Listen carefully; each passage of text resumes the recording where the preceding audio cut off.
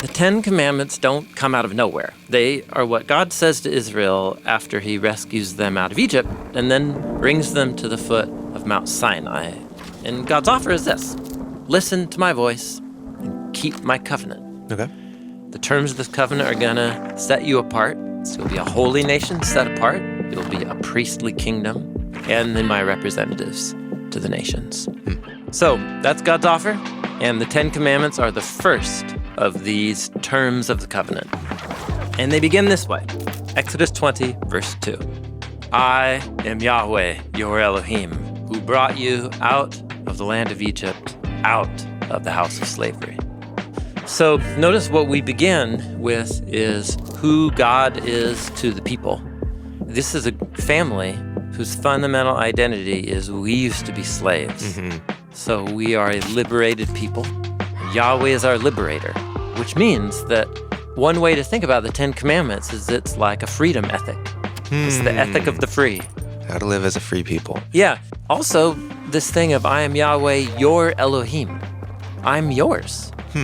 There's a phrase that's going to get repeated throughout Exodus, Leviticus, Deuteronomy, and the prophets. This phrase where God will say, I will be your God and you will be my people. And this is really similar to the well-known phrase from the Song of Songs. I am my beloved's and my beloved is mine. This is covenant language. Okay. So there's no command here. The first words of the 10 Commandments are not a command. They're just a statement.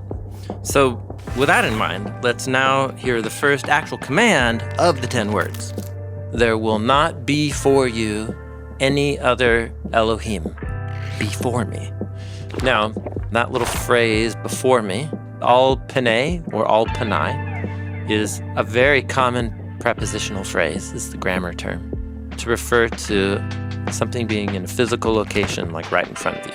Okay. It most literally means in front of my face. But this phrase also can mean against the face.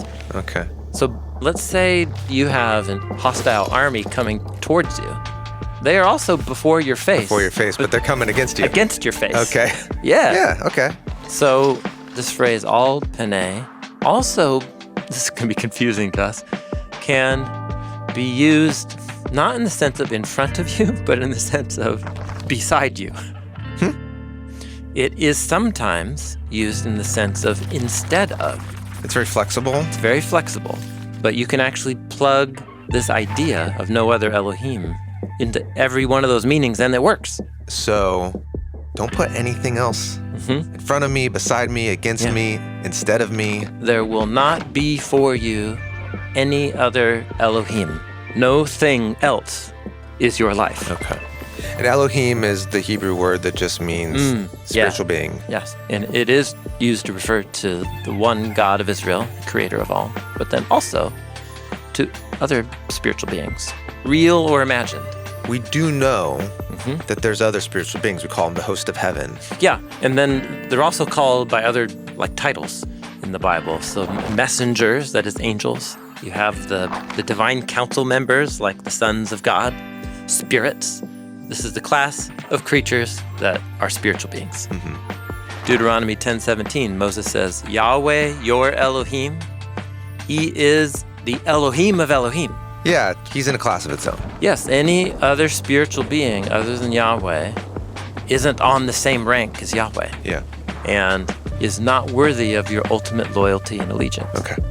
In our context, we kind of dismiss this idea almost too much of other spiritual powers. Yeah. But we do actually still have these higher powers, higher ideals that command our loyalty. And when humans give our imaginations and desires and allegiances to anything that's not the source of all reality, it will eventually lead us on a path that dehumanizes us and other people. I guess it's kind of easy to see that with sex, for example, or with money. With greed. Yeah, or with power.